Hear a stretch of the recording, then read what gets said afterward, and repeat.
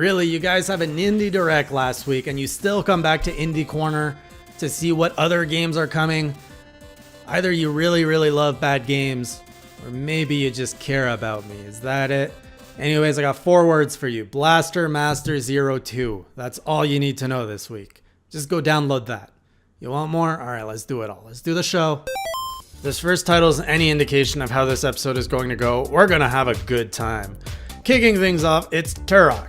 Back in all its 64-bit goodness with new textures and way less fog. If the Turok name means nothing to you, well, it's a pretty good old school first-person shooter with dinosaurs. Okay, here's symmetry and not too sure what's going on here. Everyone seems to be dying. Oh, that's pretty depressing. I think you're supposed to try and avoid that in this game.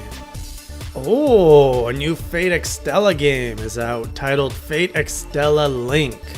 I'll be honest, I know nothing about this franchise, but it's a sexy looking game. It's got that Dynasty Warriors vibe to it, but it feels a lot less tired. And there's actually teams. So if you want to fight lots of enemies with some well outfitted characters, here you go.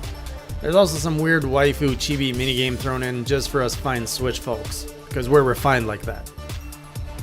The game of American Ninja Warrior Challenge is here for all of us, which clearly will never get to compete in a proper American Ninja Warrior episode. Why does it look so bad though? The game comes fully packed with cringe hosts so you can relive the fully authentic Ninja Warrior experience. I don't usually like sports games, or sports, period, for that matter, but this game looks like what a proper gaming soccer game should look like. It's got power-ups, fun graphics, a cow and shit. If I can whoop your ass in soccer by swinging a cow at your face, sign me up. I love when I can't tell what is going on in my indie games. Seriously. Like, what are these little mutant blob things? Is that a brain with a gun? Oh, I love it.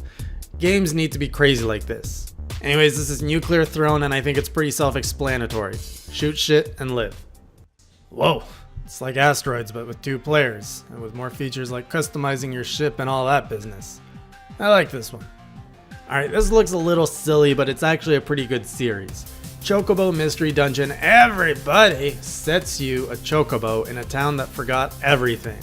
Boy, I wish I could do that some weeks. Anyways, you go into this dungeon over and over again, fighting enemies and recovering the lost memories, thus rebuilding the town.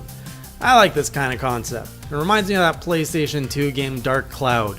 Whatever happened to that series? Hashtag bring back the cloud. Oh, here she is, my beauty, my love. Can we get games like this on this show every week? This is Blaster Master 02 and it plays just as good as your mom. It's a 2D Metroidvania light kind of game with some top-down shooting type of levels. It's just a really good package and I don't know what more I need to say to convince you to get this. Oh, unless you're waiting for the inevitable physical version. Well, good luck with that one.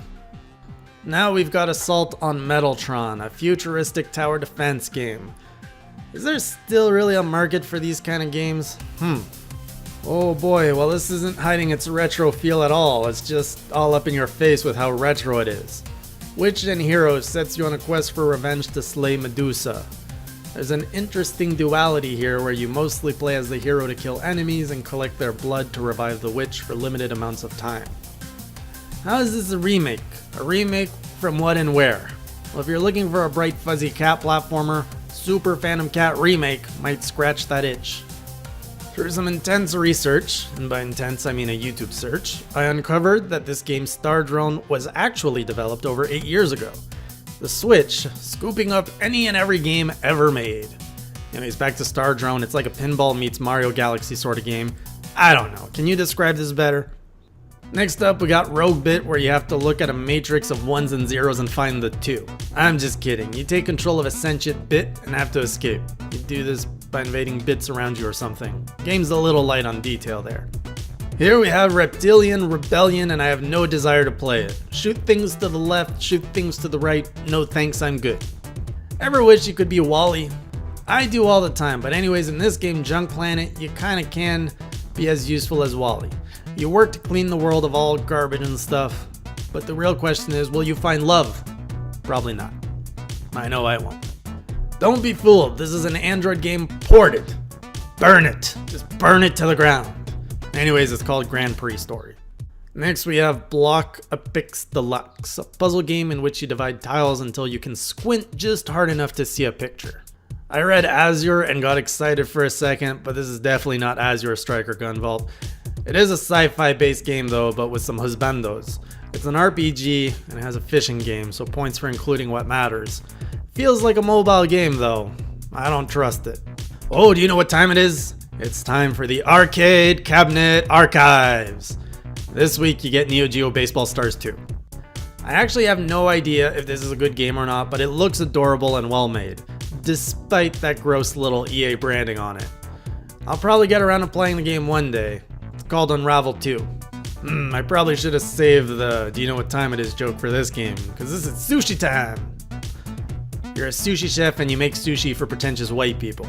This is Peasant Night, and I bet you they thought, well, if Shovel Knight and Hollow Knight are successful, it must be because of the word knight in the title.